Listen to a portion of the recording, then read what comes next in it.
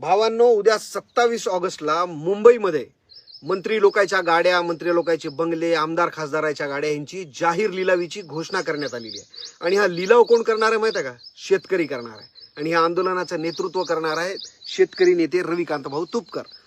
शेतकऱ्यांची भूमिका अशी आहे की सरकारने जर शेतकऱ्याच्या कर्जमाफीचा प्रश्न जर सोडवला नाही तर सत्ताधाऱ्यांच्या सरकारी सुविधा आणि त्यांच्या वाहनाचा प्रतिकात्मक लिलावामधून सरकारला जाब विचारला जाईल. आता मला एक गोष्ट मात्र याच्यामध्ये भारी वाटली, खरी बी आहे. इतक्या गाड्या हे नेत्यांना कशाला पाहिजे? अरे लोकलने हिंडा, रिक्षाने हिंडा, बसने हिंडा. शेतकरी कर्जाच्या ओझ्याखाली दबलेला असताना या सत्ताधाऱ्याच्या गाड्या आणि याचे बंगले मात्र जनतेच्या आमच्या पैशातून मस्त सुरू आहे, असा सवाल या आंदोलनातून उपस्थित केला जातोय. आणि रविकांत भाऊ, माझ्यासाठी पण एक गाडी ठेवा. तुम्हाला आठवते का, मागं पेट्रोलचा तुटवडा झाला होता ना, तेव्हा देवेंद्र फडणवीसांनी एक कोरी करकरीत चकचकीत बुलेट घेतली होती. आपण व्हिडिओमध्ये पाहिली होती ती, आणि त्याच्यानंतर ते डबल दिसलीच नाही. आता ती बुलेट अजूनही तशीच ठेवून पडून असेल, कारण ती फक्त व्हिडिओ पुरतीच वापरली होती ना. तर त्या बुलेटला लिलावामध्ये मी बोली लावतो. उगीच वर्षभर उभी राहून तिच्यावर खर्च का आला आहे की नाही? भावांनो, हा विषय फक्त गाड्या आणि बंगल्याचा नाही आहे. हा विषय आहे शेतकऱ्यांच्या कर्जमाफीचा. नियमित कर्ज भरणाऱ्या शेतकऱ्यांना 50,000 नाही तर 2 लाख रुपयाचं प्रोत्साहन अनुदान मिळालं पाहिजे. मागच्या कर्जमाफीमध्ये जे शेतकरी वंचित राहिले होते त्यांना सुद्धा या कर्जमाफीमध्ये न्याय मिळाला पाहिजे. ज्यांची कर्जमाफी झाली आहे पण केवायसीच्या अडचणीमुळे त्यांना लाभ मिळत नाही, त्यांचा प्रश्न सोडवला गेला पाहिजे. फार्मर आयडीची केवायसी होत नाही आहे, त्याच्यामुळे भरपूर शेतकरी अडकलेले आहेत. ITR भरणाऱ्या शेतकऱ्यांना सुद्धा कर्जमाफीच्या कक्षेत आणलेलं गेलं पाहिजे. ते कर्ज पुनर्गठन असेल किंवा इतर तांत्रिक कारणामुळे जे शेतकरी कर्जमाफीपासून वंचित राहिलेले आहे ना, त्या पात्र शेतकऱ्यांना सुद्धा न्याय मिळाला पाहिजे. आणि सर्वात महत्त्वाचं म्हणजे कर्जाच्या ओझ्यामुळे शेतकऱ्याचं सिबिल खराब होत आहे, हा प्रश्न सुद्धा सोडवला गेला पाहिजे. या सगळ्या मागण्यांसाठी आता मुंबईमध्ये शेतकऱ्यांचा आवाज घुमणार आहे. सरकारनं तुपकरांना नोटीस सुद्धा पाठवली, आंदोलन करू नका म्हणून. साहेब, अशा नोटिसांना आम्ही घाबरत नाही. अशा चिटोऱ्यांना आम्ही लेकराची गांड पुसतो. कागदाची नोटीस देऊन शेतकऱ्यांचा आवाज बंद करता येणार नाही.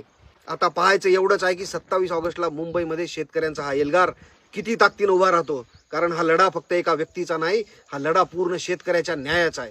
सरकारनं शेतकऱ्याच्या मागण्याकडे गांभीर्यानं पाहावं, कर्जमाफीचा प्रश्न मार्गी लावावा आणि शेतकऱ्यांना न्याय द्यावा.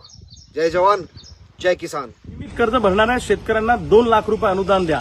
त्याचबरोबर 2019च्या पूर्वी जे शेतकरी वंचित राहिलेत सगळ्या कर्जमाफींपासून, त्याही शेतकऱ्यांना या कर्जमाफी योजनेमध्ये समाविष्ट करा.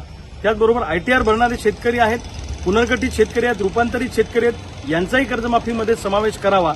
आणि सिबिल खराब होतंय शेतकऱ्यांचं, त्या अनुषंगानं रिझर्व्ह बँकेची चर्चा करून तशा पद्धतीचे स्पष्ट निर्देश रिझर्व्ह बँकेनं बँकांना दिले पाहिजे.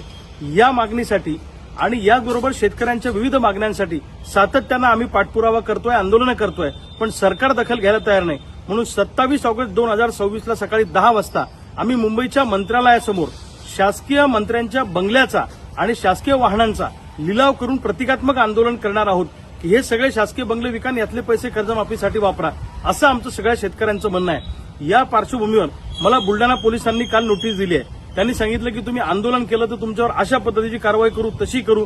सरकार आमच्यावर दबाव आणण्याचा प्रयत्न करत आहे, पण या दबावाला आम्ही घाबरत नाही. अशा पोलिसांच्या नोटिसांनी माझ्या घराचे कपाटं भरलेले आहेत. आम्हाला त्याचा काही फरक पडत नाही, कारण बाबासाहेब आंबेडकरांनी भारतीय संविधानानुसार आम्हाला बोलण्याचं स्वातंत्र्य दिलेलं आहे, आंदोलन करण्याचं स्वातंत्र्य दिलेलं आहे. तो हक्क सरकार आमचा हिरावून घेऊ शकत नाही. पण चळवळी संपवायच्या, शेतकऱ्यांना बोलू द्यायचं नाही, त्यांचा आवाज दाबायचा, असा प्रयत्न जर पोलिसांच्या खांद्यावर बंदूक ठेवून सरकार करणार असेल तर त्याला आम्ही घाबरणार नाही, त्या दबावाला आम्ही झुकणार नाही. 27 ऑगस्टला असं आंदोलन होणारच आहे, जे आंदोलन आम्ही ठरवलं. तुम्ही गोळ्या घाला, तुम्ही फासावर लटकावा, तुम्ही तुरुंगात टाका, पण आमच्या मागणीसाठी आम्ही मुंबईत येणार आहोत आणि आंदोलनावर आम्ही ठाम आहोत. अशा नोटिसांना आम्ही भीक घालत नाही. शेकडो गुन्हे आमच्यावर दाखल झाले, पण बापाच्या घामाच्या दामासाठी आणि मायचं कुंकू वाचवण्यासाठी प्रसंगी फासावर जाण्याची सुद्धा आमची तयारी आहे. 27 ऑगस्टला सगळे शेतकरी मुंबईत येणारच. मित्रांनो, हे होते त्रिशूळ पाटील आणि रविकांत तुपकर. समाजासाठी, शेतकऱ्यांसाठी, देशासाठी प्रामाणिकपणे काम करणारे हे दोघंजण. असं म्हटलं जातं की काही चांगली माणसं या समाजामध्ये अगदी मोजकी माणसं आहेत, ज्यांच्यामुळे ही समाजव्यवस्था टिकून आहे. त्यापैकी ही 2 नावे आहेत.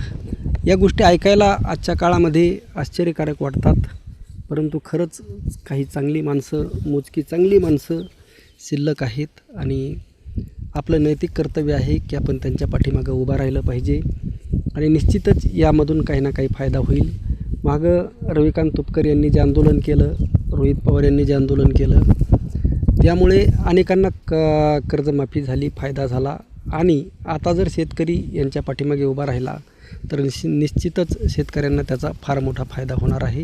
किमान आपल्या फायद्यासाठी तरी उभा राहा. रामकृष्ण हरी. जय जगद्गुरू, जय शिवराय, जय भीम.